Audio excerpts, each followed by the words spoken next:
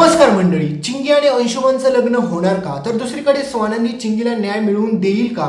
तर समर राजवाडे यायच्या अगोदर मल्लिका आणि अंशुमन चिंगी सोबत नेमकं काय करणार, चला जाणून घेऊया संपूर्ण अपडेट. त्याच्यामुळे व्हिडिओ शेवटपर्यंत बघा आणि चॅनलवरती नवीन असाल तर चॅनलला सबस्क्राईब करून सोबतचं बेल नोटिफिकेशन ऑन करायला विसरू नका. तर मित्रांनो, अंशुमन आणि मल्लिका आता सगळ्यात मोठ्या संकटात अडकलेले असतात. म्हणजे त्या दोघांना देखील हेच वाटत असतं की आता जर ह्या चिंगीसोबत मला लग्न करायला लागलं तर अंशुमन म्हणत असतो की मी त्या मोलकरणीसोबत कधीच लग्न करू शकत नाहीये.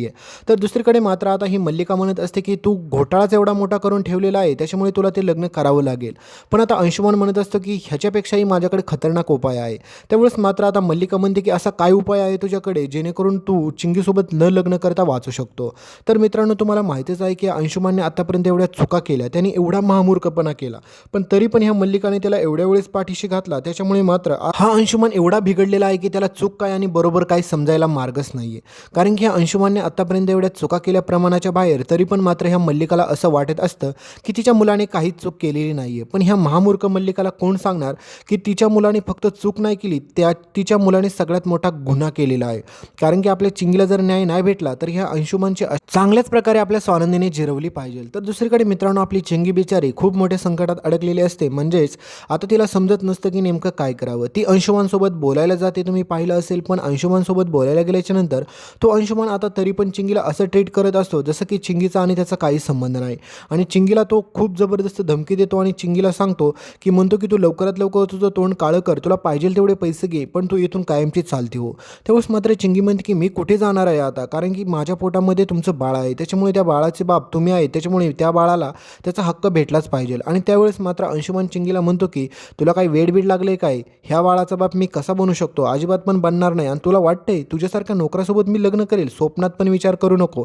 पण मित्रांनो, आपली स्वानंदी असते ना, स्वानंदीला माहीत असतं की कशाप्रकारे अंशुमनचा चांगल्याच प्रकारे माज उतरवायचा. कारण की अंशुमनला एवढी गुरमी चढलेली असते की तो चक्क आता चिंगीला मारण्याचा प्रयत्न करतो आणि चिंगीला म्हणतो की तुला देखील संपवतो आणि ह्या बाळाला देखील संपवतो, कारण की तुमच्या दोघांना संपवल्याच्या नंतर माझ्या रस्त्यात कोणताच अडथळा येणार नाही आहे. पण तुम्हाला माहितीच आहे की हा अंशुमन चिंगीला मारायला जातो, पण तेवढ्यात तिथं आपली स्वानंदी एंट्री करते. आणि स्वानंदी ज्या प्रकारे एंट्री करते त्याच्यानंतर अंशुमन म्हणतो की मी तर चिंगीसोबत बोलायला आलो होतो, तिला सांगायला आलो होतो की काळजी घे, कारण की तुझ्या पोटामध्ये माझं बाळ आहे.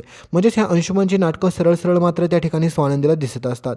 पण तरी देखील मात्र स्वानंदी म्हणते की चिंगी तू माझ्यासोबत चल, ह्या खोलीमध्ये परत येत जाऊ नको. आणि स्वानंदीच्या लक्षात येतं की चिंगीच्या जीवाला आता धोका आहे म्हणून. तर दुसरीकडे मात्र ही मल्लिका म्हणते की काय केलं पाहिजे ह्या चिंगीचं जेणेकरून तिच्या पोटातील बाळ अंशुमनचं नाही हे सिद्ध झालं पाहिजे. कारण की DNA रिपोर्ट जरी आणले तरी त्यामध्ये तेच सिद्ध होणार आहे की ते अंशुमनचंच बाळ आहे. आणि अंशुमनने सर्वांसमोर कबूल केलेलं असतं की चिंगीच्या पोटातील बाळ आहे ते माझंच आहे. पण आता अंशुमन सगळ्यांना हे सांगत असतो की त्याच्याकडून ते चुकून घडलं. तर आता एकीकडे तुम्हाला माहितीच आहे की मल्लिका, तिचा तो महामूर्ख मुलगा आणि सोबतच मात्र ती अर्पिता, हे तिघेजण मिळून आता पुढचा प्लॅन असा बनवतात की चिंगीला काहीतरी आपण गोळ्या औषधं अशी देऊ जेणेकरून तिच्या बाळाचा पोटातच तिचा मृत्यू होईल. म्हणजेच तुम्ही विचार करू शकता यार, ही लोक किती खालच्या थराला जातात. म्हणजे असं कोण कोणासोबत वागतं का? तर ही मात्र तुम्हाला मल्लिका पुढे असं सगळं वागताना पाहायला भेटेल. आणि त्यावेळेस पण आपली स्वानंदी चिंगीला ह्यांच्या तावडीतून वाचवते. म्हणजेच तुम्ही पुढे असं वाचाल की ज्यावेळेस मात्र ही अर्पिता आपल्या चिंगीला दुधाच्या ग्लासमध्ये गोळ्या मिक्स करून देते त्यावेळेस मात्र स्वानंदी तिथे जाते आणि तिला थांबवते. कारण की तुम्हाला माहितीच आहे की स्वानंदीला माहीत असते की ही लोक चांगली नाहीत, ते चिंगीला काही दुखापत पोचवू शकतात. आणि चिंगी पण एवढी मूर्खासारखी आता वागत असते की ती स्वानंदीला तरी पण काहीच सत्य सांगत नसते. कारण की अंशुमनने तिला मारण्याचा प्रयत्न केला होता तरी देखील मात्र ती स्वानंदीला काहीच सांगत नाही. स्वानंदीला असं वाटतं की आता राजवाडे रिटर्न आल्याच्या नंतर काय तो सोक्षमोक्ष लावूया आणि त्याच्यानंतर मात्र चिंगीच्या आयुष्याबाबत ते काहीतरी निर्णय घेतील.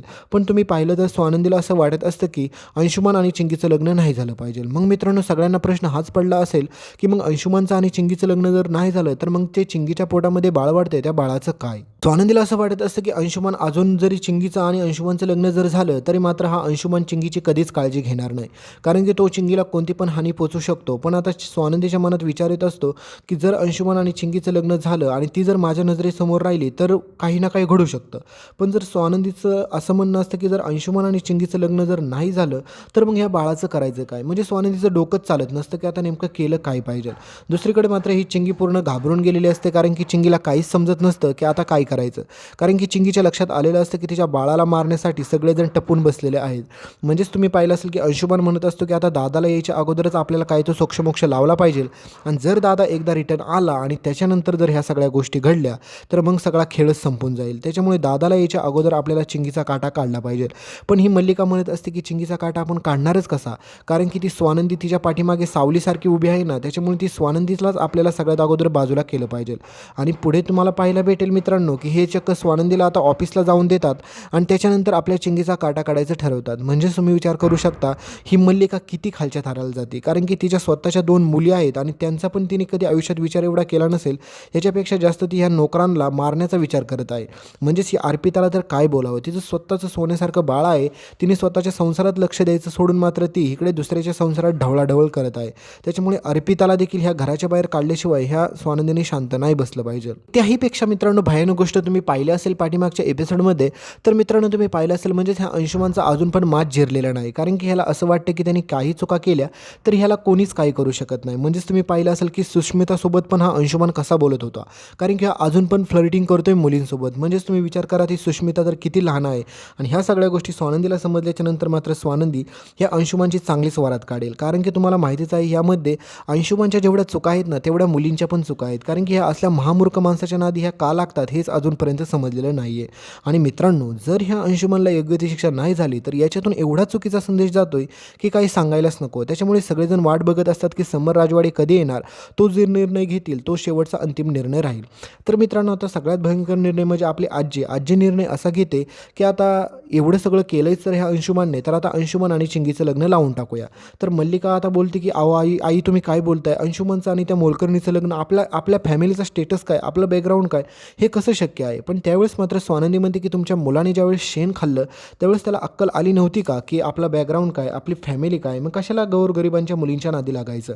म्हणजेच या ठिकाणी स्वानंदी पूर्णपणे आपल्या चिंगीला डिफेंड करत असते आणि तिला माहीत असतं की जर चिंगीच्या बाजूने मी उभी नाही राहिली तर ही लोक चिंगीला असं ह्या घराच्या बाहेर फेकून देतील की सांगायलाच नको. तर पुढे सगळ्यात भयंकर आणि इंटरेस्टिंग ट्विस्ट असा घडतो की तुम्हाला माहीतच होईल की आता समर राजवाडे रिटर्न आल्याच्या नंतर तोपर्यंत मात्र हे चिंगीला त्रास द्यायचे काही थांबत नाही.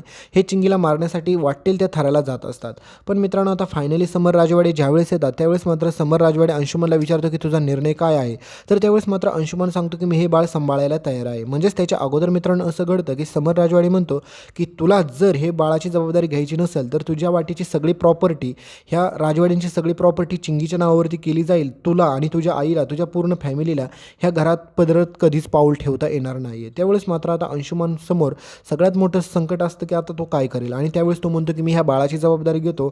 मग राजवाडे म्हणतात की आता मग ह्याच्यानंतर काय करायचं. तर अंशुमन म्हणतो की मी चिंगीसोबत लग्न करतो. म्हणजेच मित्रांनो मल्लिकाचा, अंशुमनचा आणि अर्पिताचा हा प्लॅन असतो की पुढे ते चिंगीसोबत लग्न करणार आणि मग चिंगीचा ते काटा काढतील आणि त्याच्यानंतर ही प्रॉपर्टी त्यांना जाऊन द्यायची नसते.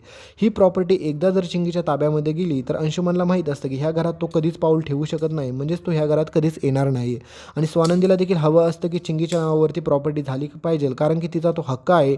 कारण की अंशुमनने शेण खाल्ले त्याच्यामुळे त्या बिचारीला शिक्षा का द्यायची. तर आता हा सगळा प्रकार एका साईडला घडत असतो. तर मित्रांनो तुम्हाला काय वाटतं, जर चिंगीचं आणि अंशुमानचं लग्न जर झालं तर अंशुमन चिंगीसोबत आपल्या काहीही करू शकतो.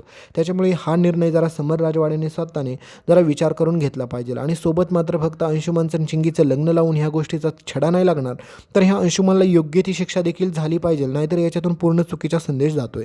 भेटूया पुढच्या अपडेटमध्ये. तोपर्यंत चॅनलला सबस्क्राईब करून ठेवा. धन्यवाद.